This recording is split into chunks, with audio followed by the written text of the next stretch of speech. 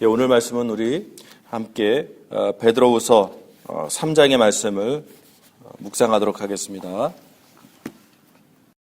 자, 1절을 읽도록 하겠습니다. 사랑하는 자들아, 내가 이제 이 둘째 편지를 너희에게 쓰노니 이 두 편지로 너희의 진실한 마음을 일깨워 생각나게 하여 곧 거룩한 선지자들이 예언한 말씀과 주되신 구주께서 너희의 사도들로 말미암아 명하신 것을 기억하게 하려 하노라.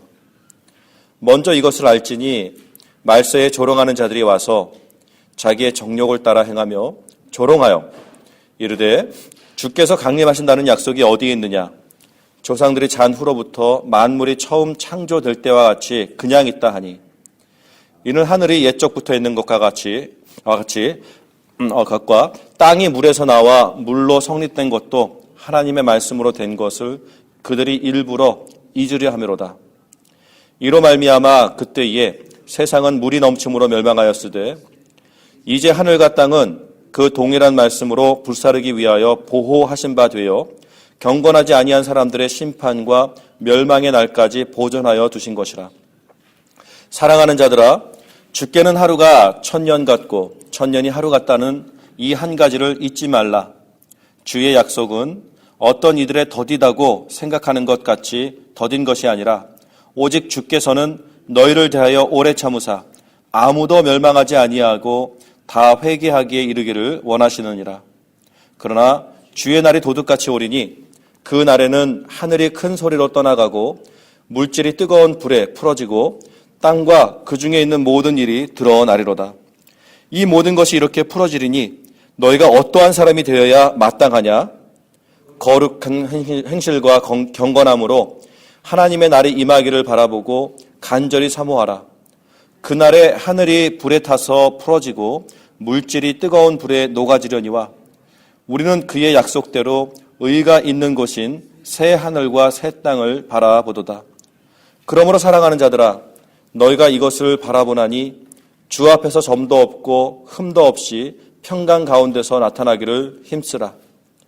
또 우리 주의 오래 참으심이 구원이 된 줄로 여기라. 우리가 사랑하는 형제 바울도 그 받은 지혜대로 너희에게 이같이 썼고 또 그 모든 편지에도 이런 일에 관하여 말하였으되 그 중에 알기 어려운 것이 덜어 있으니 무식한 자들과 굳세지 못한 자들이 다른 성경과 같이 그것도 억지로 풀다가 스스로 멸망에 이르느니라. 그러므로 사랑하는 자들아, 너희가 이것을 미리 알았은즉 무법한 자들의 미혹에 이끌려 너희가 굳센 데서 떨어질까 삼가라.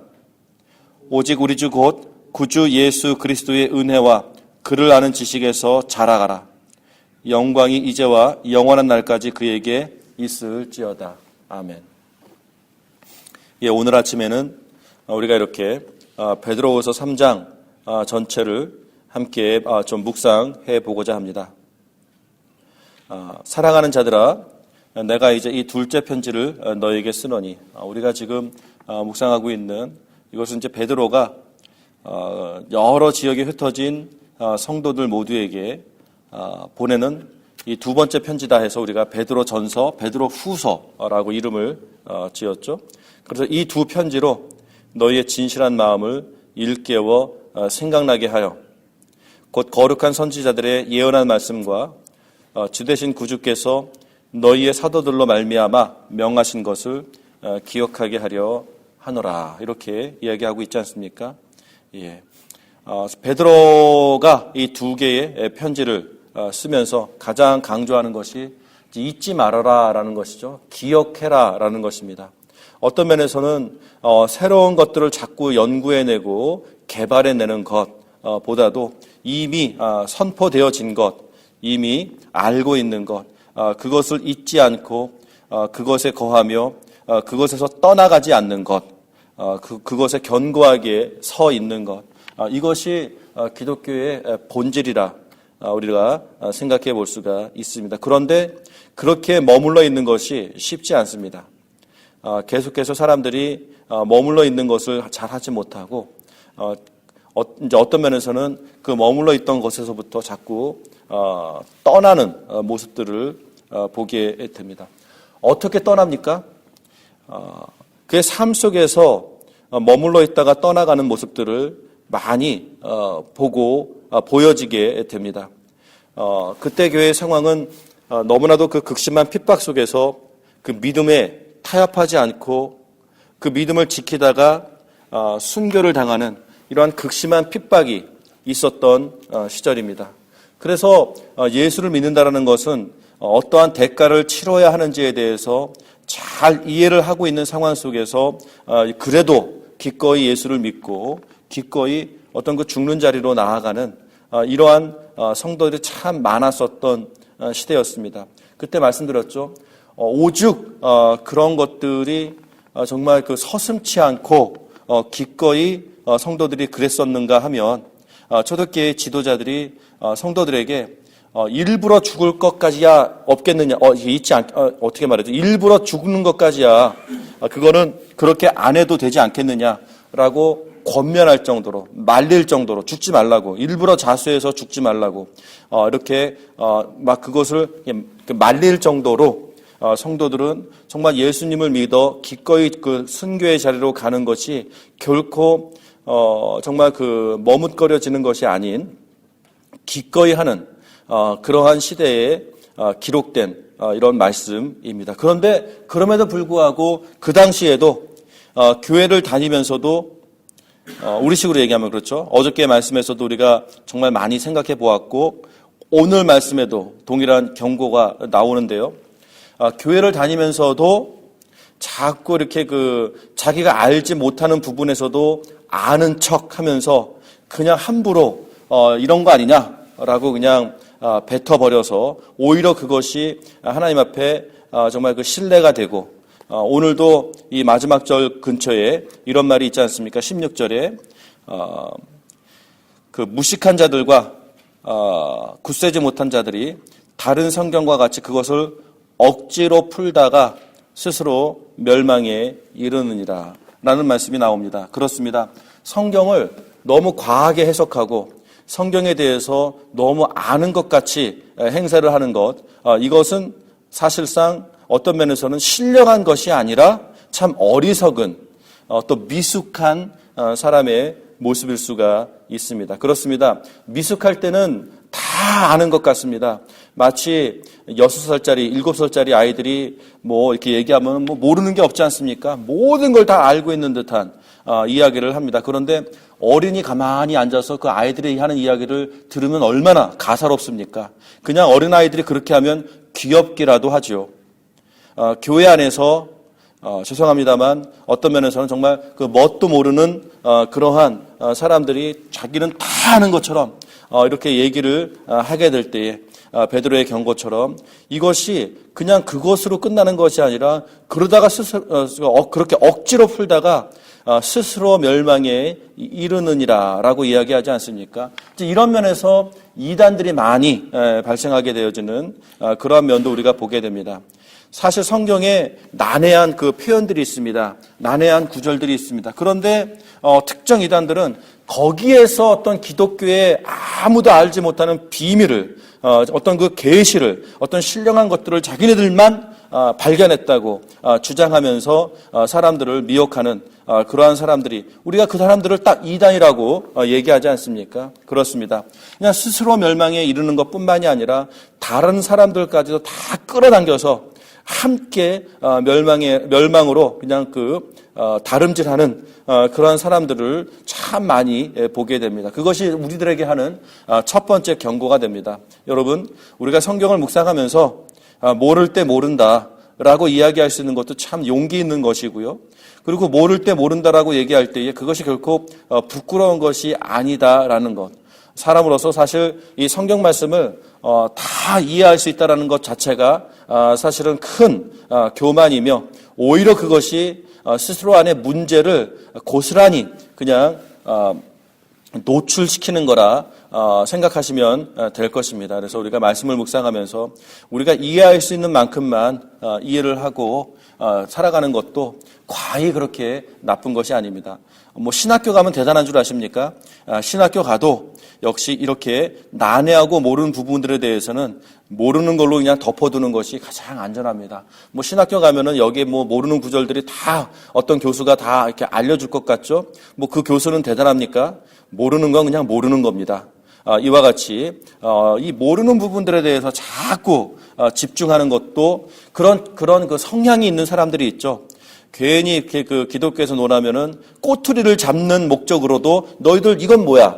이건 뭐야? 이런 건 뭐야?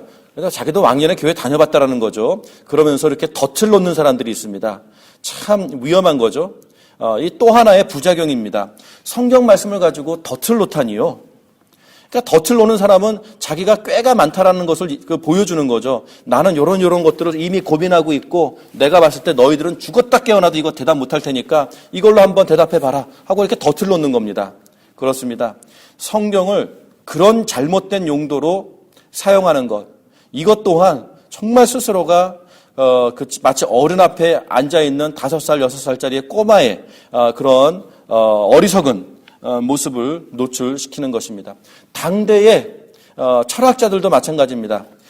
이 20세기 초에 정말 그 서구 사회에 버트란드 라셀이라는 굉장히 유명한 철학자가 있었습니다. 전 세계에 어떤 굉장히 영향력이 있는 사람이었는데 그 사람은 정말 무식하면 용감하다고요.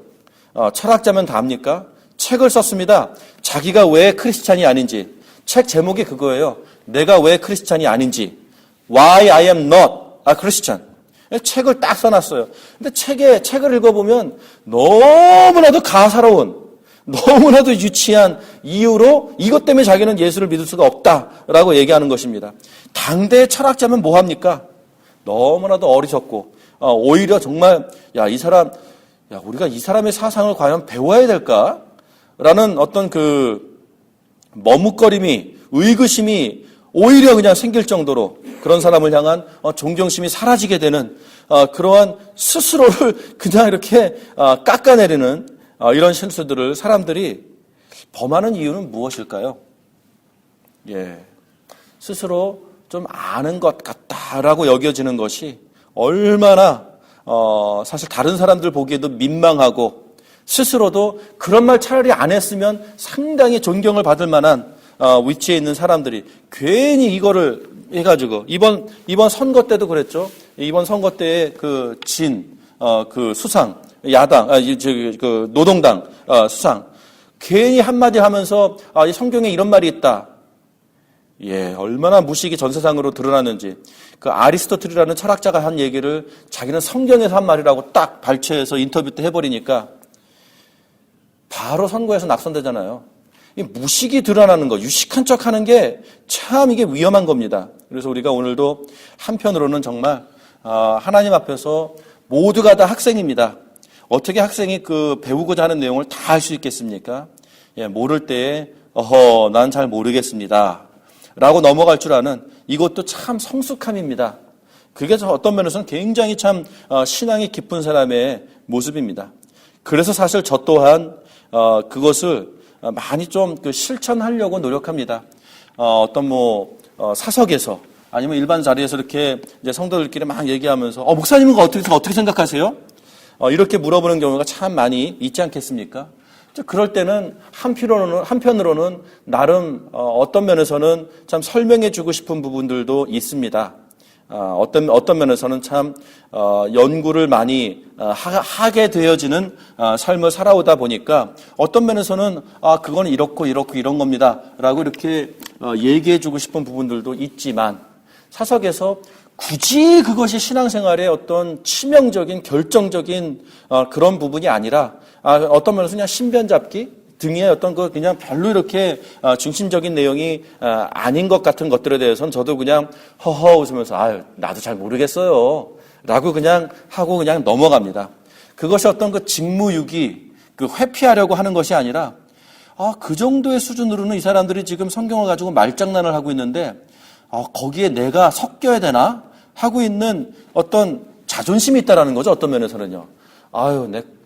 참 거기에 말을 섞으라고 나를 끌어당기는 건가? 그냥 저 잘 모르겠습니다 라고 그냥 한 걸음 뒤로 물러서는 게 때로는 필요한 것들을 많이 좀 저는 그렇게 생각합니다. 그래서 오늘 우리들이 하나님의 말씀 묵상하면서 모르는 부분들에 대해서 명쾌하게 해석해 주는 것 아닙니다. 그냥 그렇지 않아도 구원을 받는 데에, 신앙생활 하는 데에, 정말 하나님을 바라보며 경건하게 살아가는 데에 별 지장이 없는 거라면 한 걸음 물러서서 참 어려운 구절이군요. 잘 모르겠습니다. 혹시 필요하시면 제 생각은 미천하지만 이럴지 않을까라고 혹시 저는 이렇게 그냥 이해하고 있습니다만 제가 이것에 대해서 어떻게 명확하게 이야기할 수 있겠습니까? 잘 모르겠습니다. 그런데 혹시 정말 이 부분들이 궁금하시면 제가 조금 더 한번 공부해보고 아니면 좀 이렇게 알만한 사람들한테 한번 물어보고 그 생각을 정리해서 다음 기회에 한번 제가 설명해 드려도 괜찮겠습니까? 라고 이렇게 신사적인 어떤 그 제안을 하고 그 자리에서는 딱 한번 숙여주는 것. 정말 기분 좋은 어떤 면에서는 정말 인간미가 묻어나는 그러한 어떤 그 처세법이 아닌가 싶습니다. 성도의 처세는요, 일단 겸손이 미덕입니다. 겸손이 미덕입니다. 성경 전체를 통해서 계속해서 어느 책이나 꺼낼 때마다 계속 중심되어지는 하나님께서 그 성도들에게 기대하시는 그 어떤 인품은요, 겸손이에요. 아는 척하는 것, 박식한 것, 이것을 하나님께서 기뻐하시는 것이 아니라 정말 겸손한 자를 하나님께서 기뻐하시고 겸손한 자를 만나셨을 때 그를 하나님께서는 높여주시는 것, 이게 하나님의 취미라는 거죠. 굳이 얘기하면 하나님의 취미는 겸손한 자를 찾으시면서 겸손한 자가 발견되었을 때에 그 사람을 그 겸손한 위치에 그냥 있도록 지그시 눌러주는 게 아니라 정말 겸손한 자를 보셨을 때 하나님께서는 그 겸손한 자를 높여주시는 것. 그래서 하나님께서 이런 말씀을 하십니다.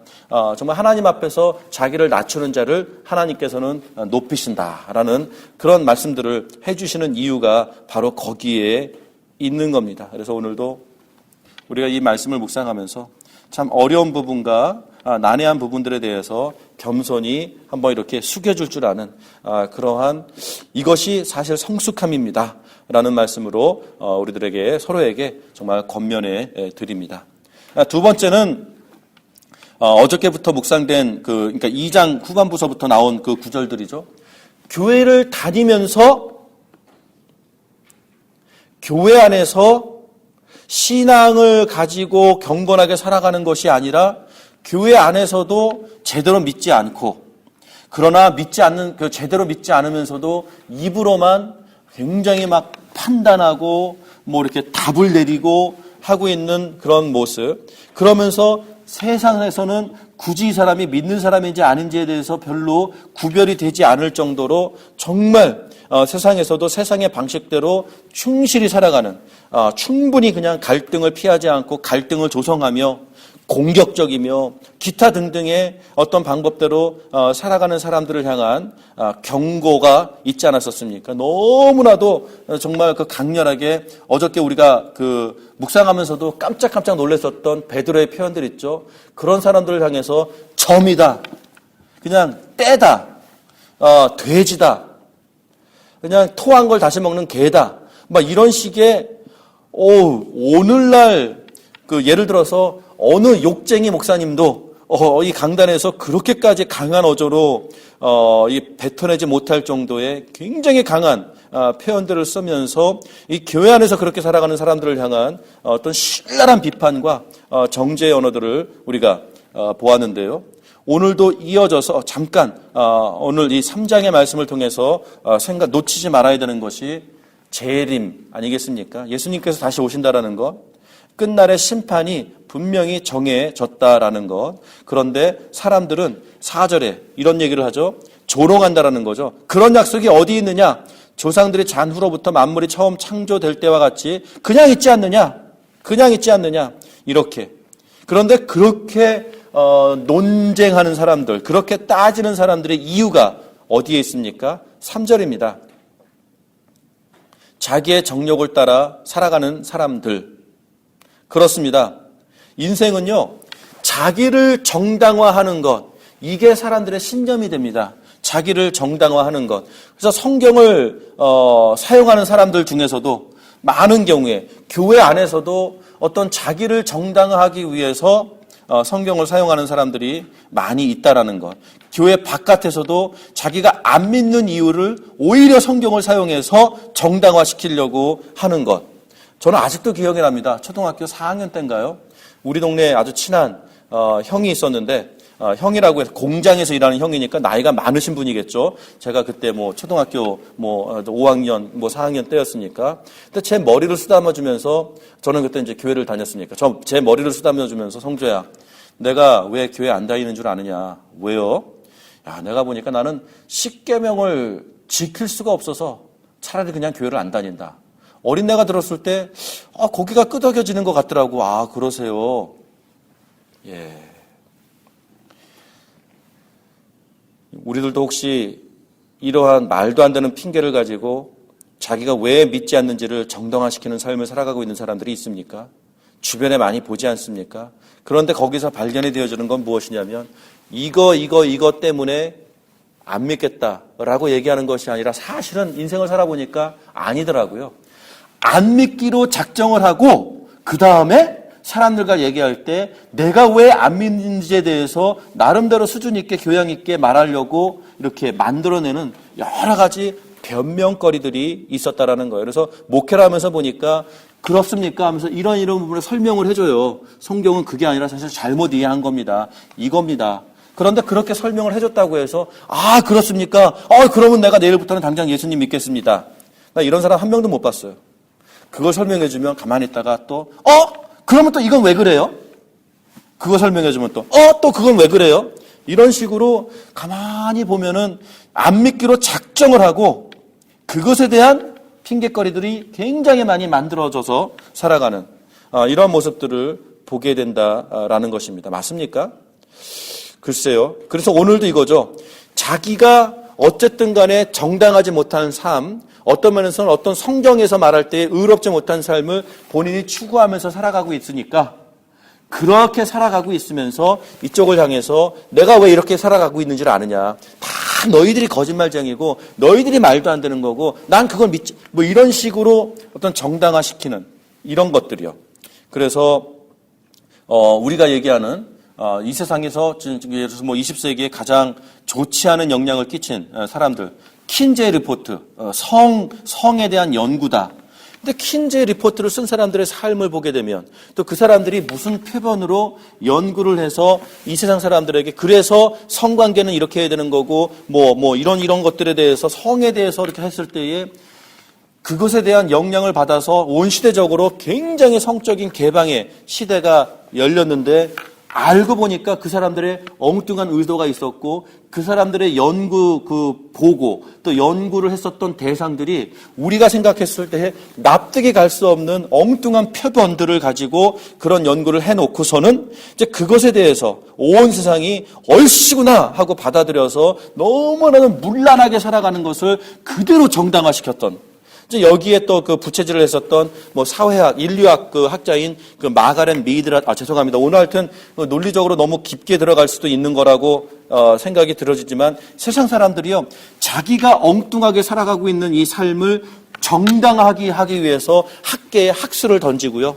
교계에 어떤 이런 도전들을 던지면서 그런 것들을 정당화하는데 알고 보니까 이런 학술의 확신 때문에 이렇게 살아가는 것이 아니라 그렇게 살아가고 있는 것을 정당하기 위해서 학술적인 논리로 거짓말을, 핑계거리들을 만들어냈는데 그것이 이제 속된 말로 밀밥인데요.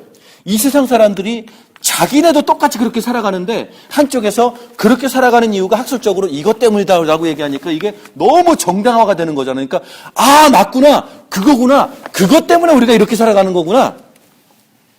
예, 이런 참 어처구니 없는 이 거짓을 그냥 스스로 거짓인 줄 알면서도 때로는 자기가 살아가는 데에 충분한 핑계거리가 만들어지는 것이 거짓이라면 그냥 그것을 딱 잡아서 난 이것 때문에 그런 건데 라고 정당화시키는 이것이 세상 밖에서도 정말 이 근대사에 계속해서 노출되었었던 굳이 몇 가지 또 더 얘기를 되자면 교육의 아버지라고 얘기하는 그 장자크 루소, 프랑스 혁명을 일으킨 장본인 중에 한 사람이죠.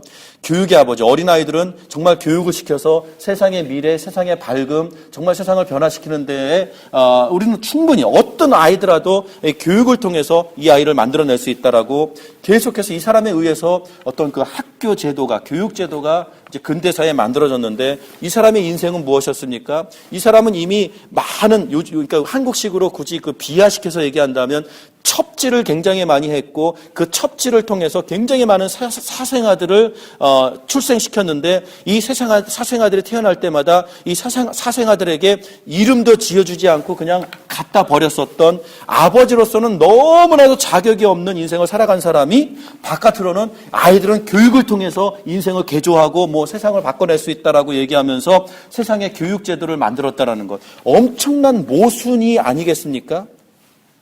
그런데 제가 오늘 이렇게 여기에 열변을 토하는 이유가 너무나도 부끄럽게도 교회 안에도 다르지 않기 때문에 그렇다라는 거예요. 교회 안에서도 보게 되면은 어떤 면에서는 신앙을 포장해서 이 경건을 포장해서 어떤 뭐 성경의 어떤 박식함을 포장해서 말로는 뭐 완전히 모든 것을 이루어낸 것 같은데 그 삶을 보게 되면 너무 엉망이에요. 그런데 말을 들어보면 그래도 된다라는 거예요. 괜찮다라는 거예요. 뭔가가 좀 이상한데 보면은 예, 그래요. 어떤 신념 때문에 그렇게 살아가는 것이 아니라 그렇게 살아가는 것을 신념화 시켜버리는 이러한 모습들을 많이 보게 된다라는 것. 그래서 오늘도 우리가 하나님 말씀 앞에서 정말 신념이 중요한 것이 아니라 정말로 내가 삶의 태도, 삶의 현장에서 내 안에 노출되어지는 나의 연약함, 우리의 인생을요 그것을 정당화시키기 위해서 살아가는 인생이 되지 않았으면 좋겠고요. 어쨌든 의로운 것은 의롭다라고 얘기할 수 있고 내가 잘못된 것은 그냥 잘못되었다라고 얘기할 수 있는 것. 이것이 정말로 신앙의 성숙함이다라는 부분들을 오늘 우리가 좀 생각해 보길 원합니다. 시간이 많이 지나서 이 재림과 이 심판에 대한 부분들은 미처 생각해 보지 못했지만 또 다음에 또 기회가 온다면 충분히 너무나도 중요하니까 또 생각해 볼 수 있는 부분이라 생각합니다. 오늘 이 정도로 하고 말씀을 마치겠습니다. 정말 신앙 안에서 변명거리로 자기를 계속 이렇게 보호막을 치는 이런 인생을 살아가지 말고 우리가 정말 그 모르는 부분은 모르고 부족한 부분들은 부족하고 또 내가 고쳐야 될 부분들은 고치겠습니다라고 이야기할 수 있는 그냥 그러한 정말 그게 인간미가 아닐까 싶어요. 제가 우리 교회 오시는 분들만 첫 만남마다 제가 늘 말씀드리는 게 있죠. 저는 신앙생활을 하는 제 스스로가 어떤 목회자지만 제가 가장 정말 존경하는 분은 인간미가 있는 부분입니다. 인간미가 있는 분이십니다.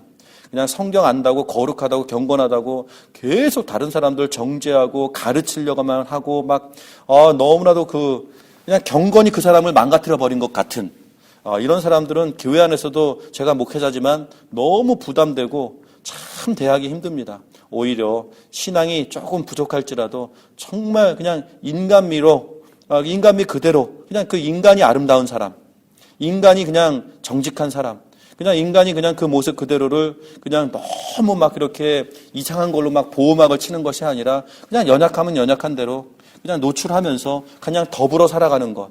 그래서 서로 막 신랄하게 공격하고 비판하는 게 아니라 그냥 허허 웃어주면서 감싸주면서 그렇게 살아갈 수 있는 사람. 교회 안에 참 그런 사람들이 없어요. 신앙의 사람을 망치는 것 이런 모습들을 많이 봐요. 신앙의 인격을 망가뜨리는 모습들을 참 많이 봐요. 그래서 오늘도 교회 아니지만 오히려 교회 아니기 때문에 오히려 예수님을 믿기 때문에 오히려 신앙이 있기 때문에 정말 인간미가 회복이 되어지는 이러한 교회가 우리 교회가 되었으면 참 좋겠습니다. 그러한 성도들이 되기를 주님의 이름으로 축원합니다. 같이 기도하겠습니다.